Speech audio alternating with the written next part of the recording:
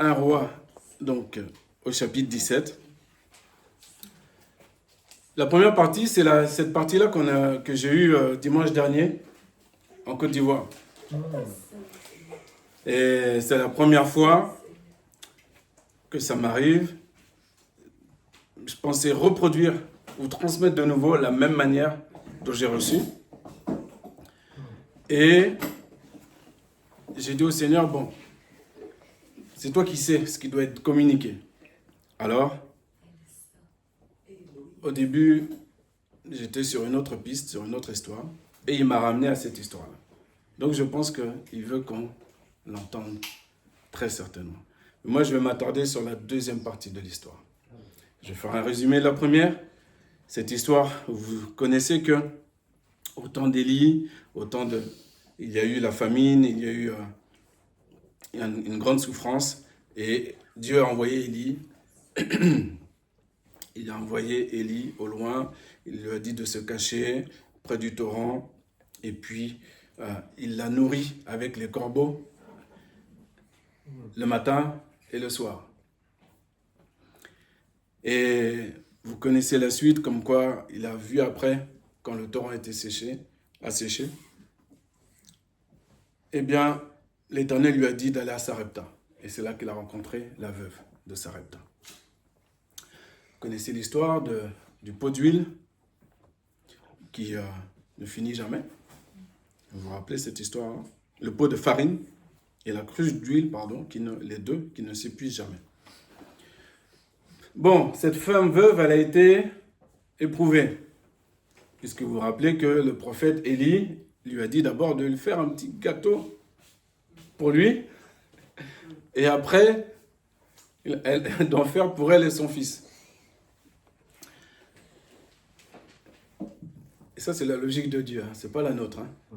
C'est-à-dire que là, on a une veuve qui est dans la souffrance, dans un temps vraiment de désert terrible.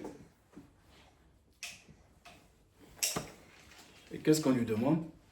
Dieu va l'éprouver encore. Est-ce que dans la situation dans laquelle je suis pas déjà arrivé au bout de mes forces? Est-ce que Dieu ne peut pas me laisser tranquille maintenant? N'est-ce pas le moment maintenant de me libérer, de me restaurer? Qui vient encore m'éprouver? C'est quelle pédagogie? Ah, là, il n'y a pas de psychologue, là. Il n'y a pas de psychiatre humain. Il n'y a pas de science humaine pour comprendre ça. C'est la puissance de Dieu. Donc, on a vu qu'elle a obéi. Et elle a reçu en fonction de son obéissance. Elle a été bénie. On est d'accord?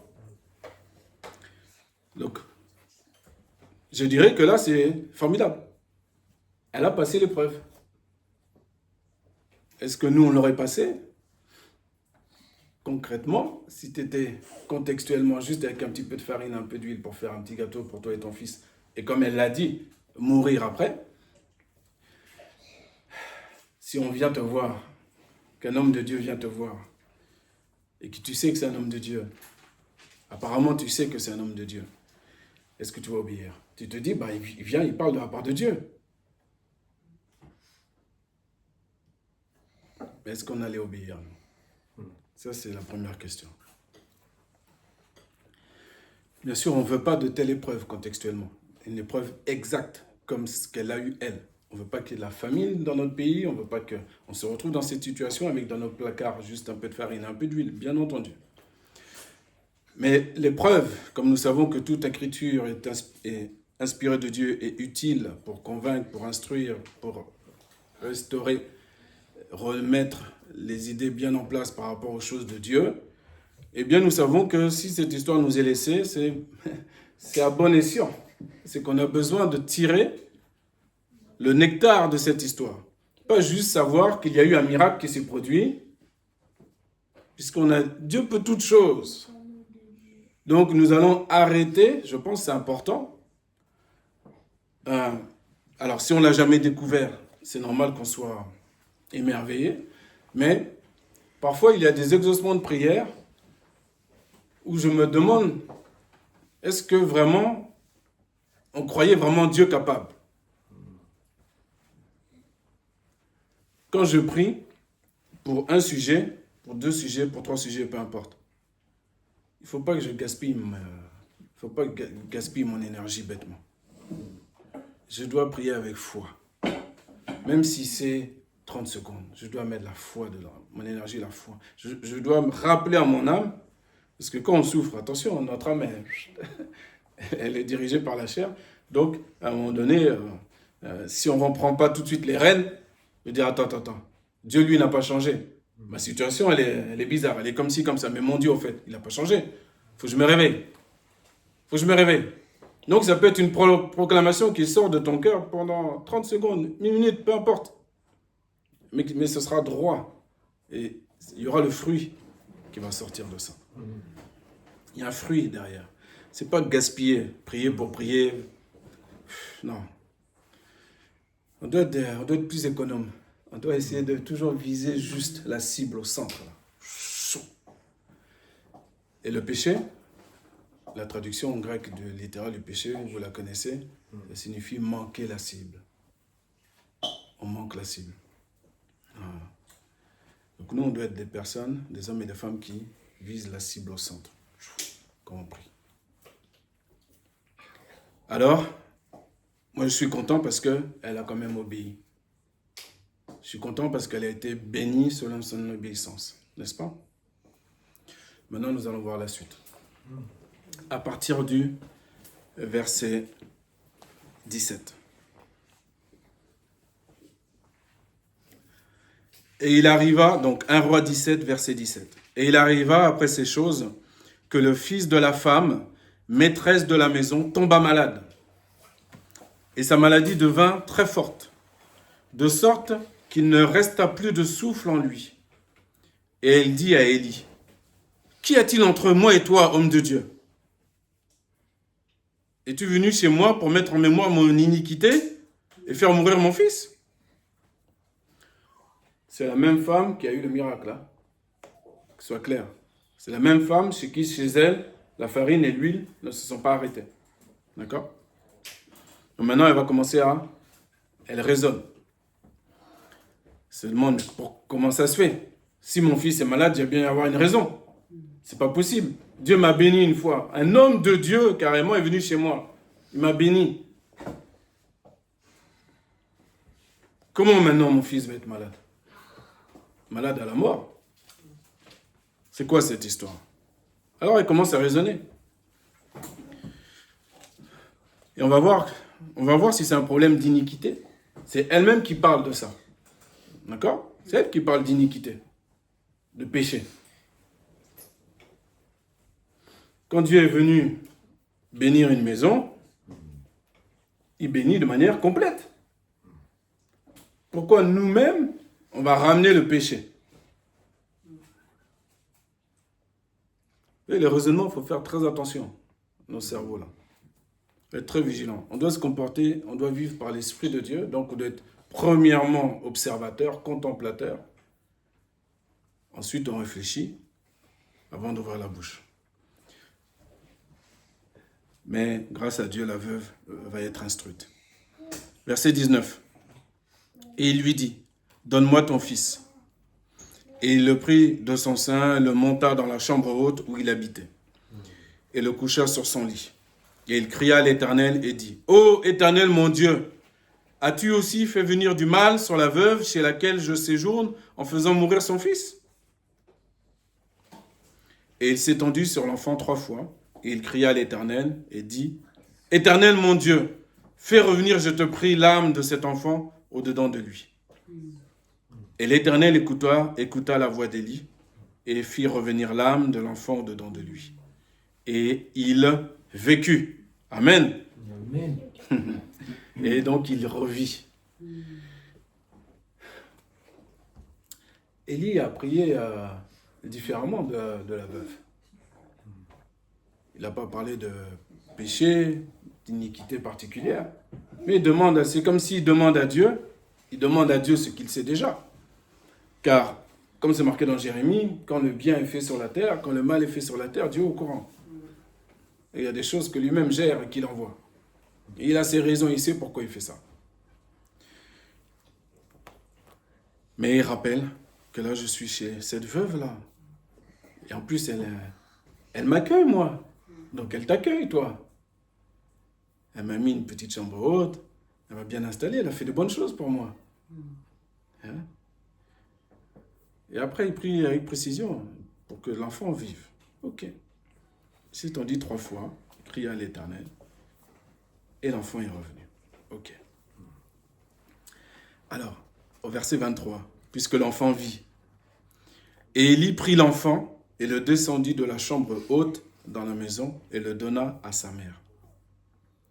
Et Élie dit, vois, ton fils vit. Et la femme dit à Élie, maintenant à cela, je connais que tu es un homme de Dieu et que la parole de l'Éternel dans ta bouche est la vérité. Amen. Amen. Maintenant, c'est pas avant. C'est pas l'huile, c'est pas la farine qui ne s'arrête pas, qui ont mis dans le cœur de la veuve que là, chez elle, il y a bien un homme de Dieu.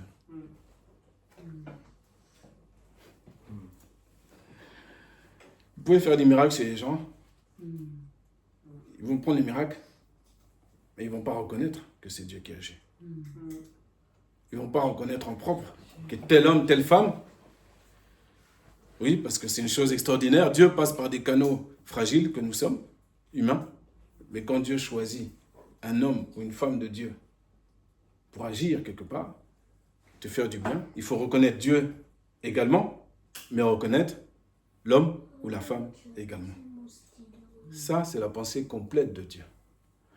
Donc Dieu, dans un premier temps, il va bénir, il va faire le miracle. Et cette histoire est lue et relue dans toutes les églises. Et c'est une bonne chose. Et je l'ai entendu et réentendu encore dimanche dernier. Et il y avait cette insistance sur l'obéissance et sur donner à Dieu. Donner à Dieu. Donner à Dieu, premièrement.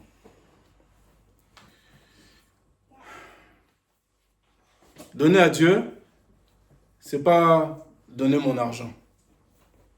Parce que c'est une histoire aussi sur laquelle on peut aussi être manipulé pour que nous soyons forcés, contraints de donner notre argent.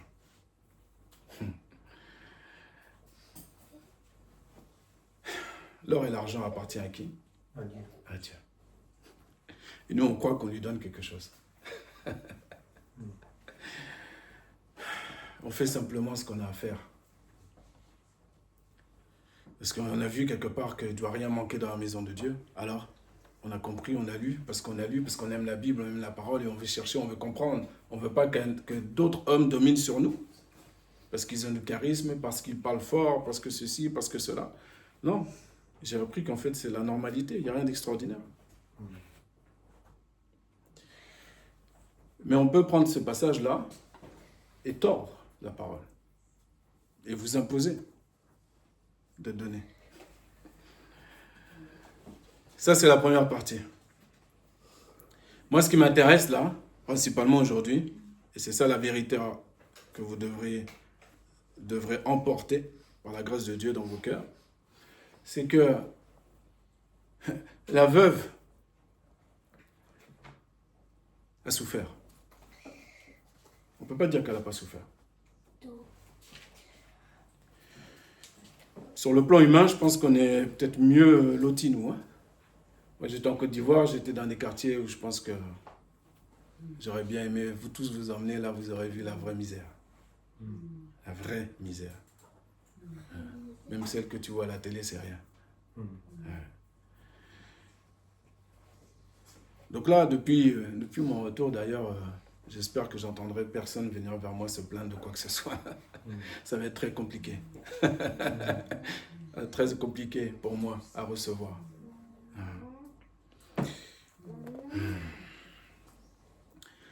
On reconnaît l'homme de Dieu dès le départ. Reconnaître l'homme de Dieu, c'est reconnaître Dieu lui-même. Ce n'est pas déifier un être humain. Ce n'est pas idolâtrer un être humain. Ça n'a rien à voir. c'est de manière complète. Remercier Dieu et chasser le doute. Il faut chasser le doute qui est en nous. Il faut chasser le doute. Il faut chasser le doute. Si tu gardes ton doute trop longtemps, là, il faut faire attention parce qu'encore un peu de temps et Dieu a une deuxième épreuve encore. Mais c'est pour notre bien, hein? Pour notre bien. Il faut qu'on soit vigilant. Donc elle, sa deuxième épreuve, c'était que son fils soit malade à la mort. Pour nous, ça va être quoi la deuxième épreuve? Je vous ai dit, souvent, Dieu nous a creusé les oreilles. Donc quand on prie, qu'on demande des choses, d'une certaine manière, etc., il entend très bien. Donc il va vous mettre tout de suite l'exercice pratique en face. Vous demandez transformation, vous demandez à être transformé de gloire en gloire comme à son image. Ok, Dieu a entendu. Donc, J+1, épreuve. Vous passez l'exercice pratique et vous montez en grade. On ne monte pas en grade, entre guillemets, en ayant dans sa chambre 1 heure ou 2 heures de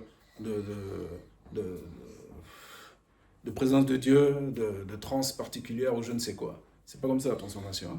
Hein? Non. L'obéissance. L'obéissance transforme. Il faut que je sache en quoi je dois obéir. C'est pour ça qu'on dit, et on doit tous s'encourager toujours à lire la parole, à manger la parole. Et, comme dit Jacques, il ne fait pas de détour, hein. Il faut la mettre en pratique. Je peux lire, je peux écouter. Si tu ne la mets pas en pratique, on fait comment? Tu vas te fatiguer en prière, en toutes sortes d'actions dites spirituelles. Et ton énergie ne sera pas dans les petites choses d'obéissance. Donc Dieu va faire comment? Comment il fait? Hein? Il faut accepter de travailler. On doit travailler, accepter, travailler sur nous-mêmes. Maintenant, la femme a dit à Élie, maintenant à cela, je sais que tu es un homme de Dieu. Et que la parole de l'Éternel dans ta bouche est la vérité. Moi, je ne sais pas, lors du premier miracle, comment était la parole d'Élie dans sa bouche alors. Élie est venu juste pour la divertir. Le miracle de la farine et de l'huile, c'était juste pour la divertir.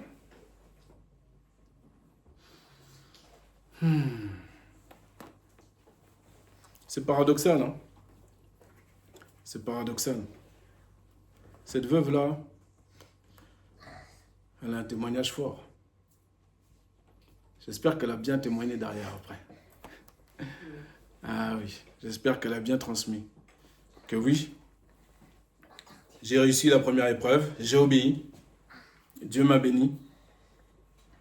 Mais plus que me bénir, j'ai compris ce qui s'est passé. J'ai compris qui était le monsieur qui était là. J'ai compris la signification de la farine et de l'huile. J'ai compris. En fait, est-ce qu'on comprend? Quand Dieu nous guérit, quand Dieu met sa main sur nous et nous bénit, est-ce qu'on comprend ce qui se passe? Est-ce qu'on comprend de manière complète? Il faut demander à Dieu. Il faut demander à Dieu de manière complète. Mais parfois, nous, bon, juste avoir le petit miracle, c'est bon, ça suffit. Alors, on reste en surface des choses. Il ne faut pas rester en surface. Il faut laisser ça aux autres. Il y en a, ils vivent dans l'émotion. J'appelle ça l'émotion évangélique, perpétuelle. Non, nous, on doit comprendre. On doit comprendre, on doit chercher à comprendre. On doit creuser toujours. C'est ça, l'eau aux chevilles, aux genoux, aux reins. Vous vous rappelez cette histoire, Ézéchiel 47? C'est ça. Si moi, un petit peu d'eau aux chevilles, ça me suffit. Bon, eh ben, j'aurai ma petite vie chrétienne aux chevilles. J'ai un petit peu d'eau, j'ai mon autocollant derrière la voiture, petit poisson. C'est bon. Ok. Bon, il y en a, ils ont compris un peu plus, ils veulent jusqu'aux genoux. Il y en a, ils ont compris un peu plus, ils veulent que l'eau jusqu'au rein. Il y en a, ils ont compris un peu plus, ils veulent que le torrent soit déversé dans leur maison. Ils ne veulent pas le miracle un petit peu. Ils veulent beaucoup. Ils veulent beaucoup, parce que Dieu est plus grand que ce qu'on pense. Ils veulent beaucoup. Voilà. Et c'est ces vaillants héros, vaillantes héroïnes que nous sommes amenés à être. Ça me fait penser à l'histoire de Élisée. On l'avait vu un vendredi soir. Élisée et le roi avec les flèches. Le roi qui était mourant, c'était Ézéchias, je crois. Ou Joas. Ézéchias. Et qui lui a dit de prendre les flèches, de tirer d'abord, d'ouvrir la fenêtre, de tirer. Et puis après, il a dit, voilà une flèche contre tes ennemis. Et puis après, il lui a dit de reprendre les autres flèches et de frapper avec. Et il a frappé 3 fois. Le roi a frappé 3 fois. Élisée lui dit, mais pourquoi tu as frappé 3 fois? Il fallait frapper 4 ou 5 fois. Quelle victoire tu veux? Petit bout de victoire? Non. Une victoire totale. Totale. Donc quand on proclame la victoire sur nos vies, dans notre maison, alors qu'on voit nous, individuellement, il ne faut jamais se croire arriver, nos enfants, les petits-enfants derrière, mon voisin, tout le monde autour, c'est une invasion spirituelle, dans le bon sens du terme, de bénédiction. Je peux pas, si je veux juste pour moi, c'est bon, j'ai l'eau jusqu'aux chevilles, c'est bon, ça va, moi ça va. Ok, mais toi et ton nombril, c'est bien, mais il y a ton prochain qui est à côté, il y a l'autre qui est un peu plus loin, il y a l'autre qui est un peu plus loin. Non, il faut une délivrance totale. Totale. Donc là, aujourd'hui, maintenant, la manière dont vous allez prier et réclamer tout ce que le diable vous a volé en 2025, et je ne cite pas les autres années, mais vous allez les réclamer. Vous allez reprendre, tel un guerrier, une guerrière dans le Christ, vous allez reprendre par la foi tout ce qui vous a été volé. Une par une. Et je vous dis, si vous avez des bosses, parce que l'ennemi, des fois, il ne se laisse pas faire, c'est pas grave, on continue. On continue. On est plus déterminé. Si on a un temps de faiblesse, on pense à Jésus à Gethsemane. Et tout de suite, on est rechargé. Parce qu'on n'a pas souffert comme lui. Pour qu'on arrête de dire qu'on a des bobos à gauche, à droite. On n'a rien du tout. On a notre future bénédiction, notre futur miracle qui va servir en témoignage que Dieu prépare, mais il veut que nous soyons déjà dans notre état d'esprit victorieux. Il dit aux faibles, sois fort, je t'ordonne d'être fort. Il ne nous ordonne pas de nous plaindre tout le temps, tous les jours. Non, je ne me plains pas. Si j'ai un bout de pain à manger, gloire à Dieu, alléluia. Si j'ai un grand mouton, gloire à Dieu, alléluia. C'est le même, pourquoi il va changer? Les enfants, si vous avez un jouet qui vous est offert, si vous en avez 10, c'est bizarre que votre joie est là en fonction. Mais les enfants, c'est normal. On comprend les enfants à leur âge. Oui, mais nous, on n'est pas des enfants. Vous êtes des enfants. On n'est pas des enfants, on est des enfants de Dieu, oui. Mais la parole nous dit que nous devons être à la stature de Christ. Des hommes de Dieu, des femmes de Dieu, des filles et des fils. Des fils et des filles du grand roi, de celui qui possède l'or et l'argent, a une mentalité complètement différente. Tout est à vous. Et vous-même, vous êtes à Christ. Et c'est cette mentalité qui m'a emmené en Côte d'Ivoire aussi, et qui m'a gardé. Quand je rentre, j'explique ça parfois aux gens. Nathanaël. J'explique ça parfois aux gens, que partout où je mets mon pied, c'est chez moi. Tout m'appartient. Mais c'est une compréhension spirituelle. C'est pas une compréhension terrestre. Mais tout m'appartient. C'est mon avion qui part. C'est moi, je suis propriétaire de l'avion. L'hôtel, c'est chez moi. Partout dans les rues, c'est chez moi. Je ne marche pas avec crainte. On me dit, il faut faire attention aussi. Pas de problème. Je ne suis pas fanfaron. Mais comme j'ai dit à une des vendeuses de tissus, là, au marché de Trècheville, Elle dit, oui, fais attention, les gens sont mauvais, il y a ceci. Je lui dis, ma soeur, moi, je ne marche pas tout seul. Et là, elle s'est réveillée. Ah oui, toi, tu marches avec l'Éternel, tu marches avec Jésus-Christ. C'est sorti de sa bouche. Elle s'est réveillée. Je ne l'ai pas dit avant. Et si on prie que Dieu nous garde, pourquoi on va se comporter comme tremblant? C'est ça qui est compliqué, je ne comprends pas. Il faut qu'on soit cohérent. On accepte simplement, on sait que notre armure aura des petits bobos, aura des petites bosses, ok. Mais on est victorieux.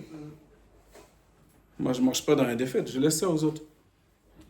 Sinon, c'est très bizarre d'ailleurs, cet état d'esprit, de se plaindre perpétuellement, c'est que il faut prier pour rencontrer Christ, véritablement. Ou lui demander sa grâce pour qu'il renouvelle notre intelligence. Je dirais, attends. Si je suis à 100% pour toi, si je suis un enfant de Dieu, si je suis fils de Dieu, pourquoi je pleure? Pourquoi je crains? Il faut que j'arrête. Et même à un moment donné, il faut que ça m'embête qu'on me dise à chaque fois, ne crains pas. Il faut que je sois un peu vexé. Il faut que j'arrive au stade où je dis, mais non, mais je ne crains pas moi de toute façon. De quoi tu parles? Un enfant de Dieu ne craint pas. Non. Si je crains de manière perpétuelle, c'est que soit je vis dans le péché, soit il y a quelque chose qui ne va pas. Donc, réglons les choses qui ne vont pas. Et rentrons dans cette nouvelle année-là avec une mentalité, non pas dès le 1er janvier, mais maintenant. Maintenant, avec une mentalité, waouh, de vaillants héros.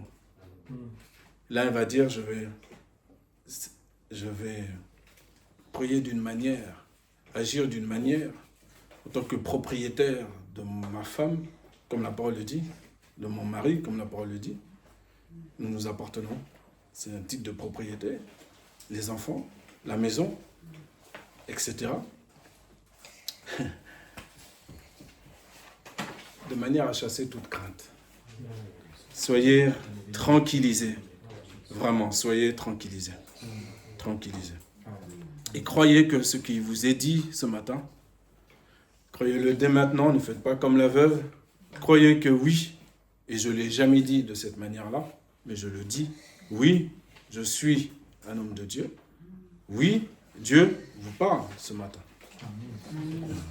Amen. Amen. Prions le Seigneur.